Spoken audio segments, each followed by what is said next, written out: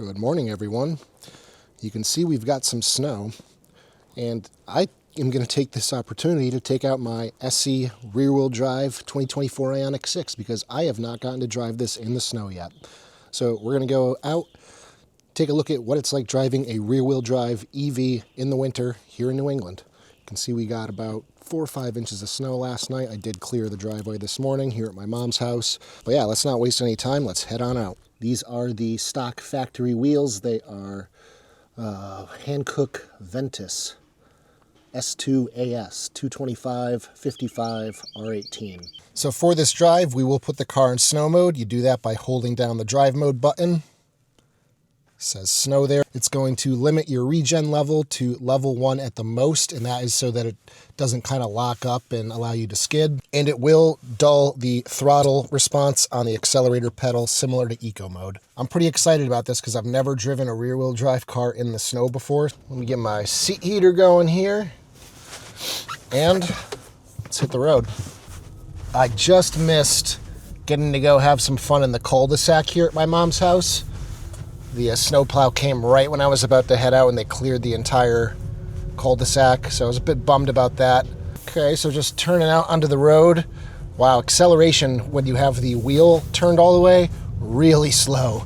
This does have the stock windshield wiper blades, pretty streaky right now. I didn't do a great job clearing them off, but nonetheless, I will replace them at some point. So far, feels very confident. This roadway is mostly clear, and there's the warning: critical forward safety functions are limited. The camera is obscured. That happens pretty much anytime there's any amount of snow taking place, and now this highway drive assist won't run. None of the safety systems will run. And that's fine. You shouldn't really rely on those in the winter time anyway, if it's inclement weather out.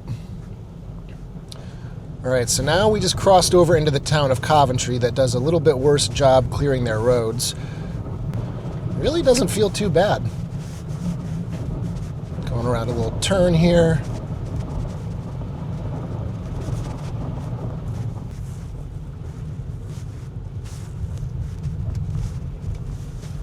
Yeah, it won't let me get the rear end kicked out at all. So that's a good thing for most people. You know, for having only that one rear motor, this is pretty good. I could definitely live with this if it were my only car. Something that a lot of people forget with EVs now, most of the time being either rear-wheel drive or all-wheel drive, is that you have a lot of weight in these battery packs, and it's down really low. So you got a really low center of gravity, which just really adds a ton of stability. It's not like back in the old days where you had rear-wheel drive cars that had no weight in the back, so you had zero traction because the tires couldn't dig in. This road's looking pretty clear, so I don't think it's a great representation of a snowy drive. We'll try and find some more snow-covered roads here in a minute. Even accelerating through that corner felt very sure-footed. That's one of the downfalls with this car, is the turning radius is not great, even in the rear-wheel drive variant. There is another road up here where I think we can see how this thing does going up a pretty steep grade. I would say it's at least 7-8% grade.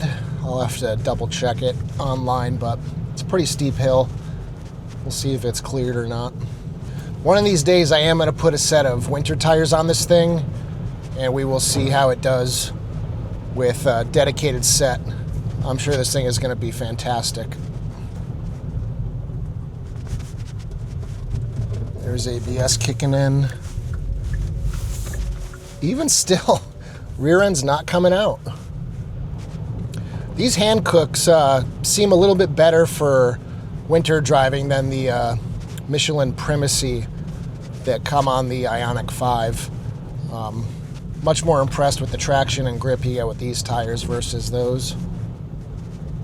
All right, so let's head up this relatively steep hill and see what happens.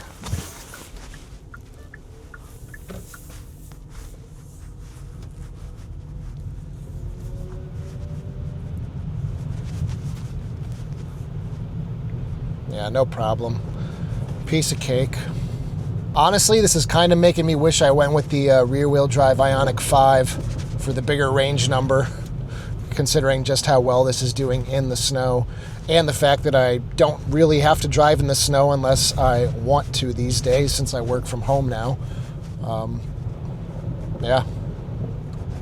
Kind of would have been nice to have the bigger range figures, but I guess if I want to go on a long road trip, I'll probably take the Ioniq 6 just because this thing is a road trip monster with big range figures and fast charging. Best of both worlds.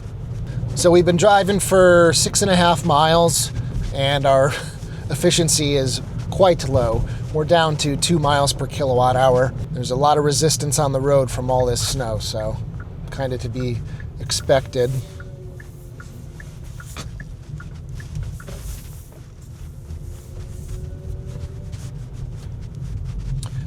Yeah, I think the pedal, accelerator pedal mapping that they did here in snow mode is really good. It doesn't allow you to go into turns too quick and doesn't allow you to get yourself into trouble. I think for the average driver, that is definitely a good thing. People shouldn't have too much power because, I mean, these cars, even though this is the rear-wheel drive only, it's still peppy and you can get yourself into some trouble with how much power you're sending to the rear motor. All right, this is a good road. This still looks like it has about an inch of snow on it. Love how quiet it gets when you get onto some fresh powder.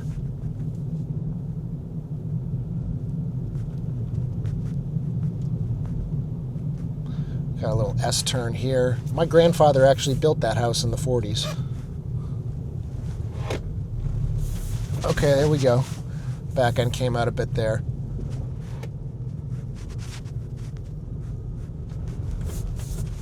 And there too. But it recovers. Just let off the accelerator pedal. All right, so this is a tricky intersection here. We got a downhill with a stop sign. So I'm going to slow down a bit.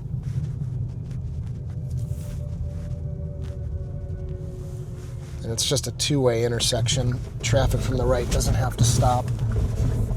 You can hear ABS really doing its work there. Okay. It came a little too close for comfort with that guardrail. Let's get some AC going. It's getting a little foggy in here.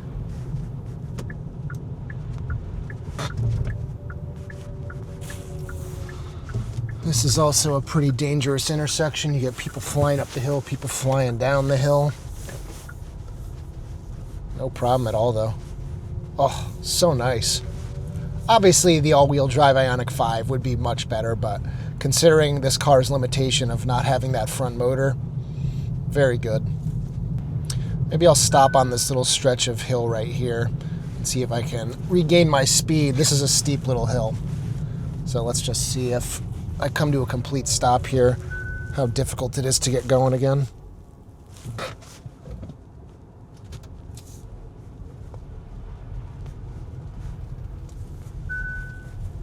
Not too bad at all.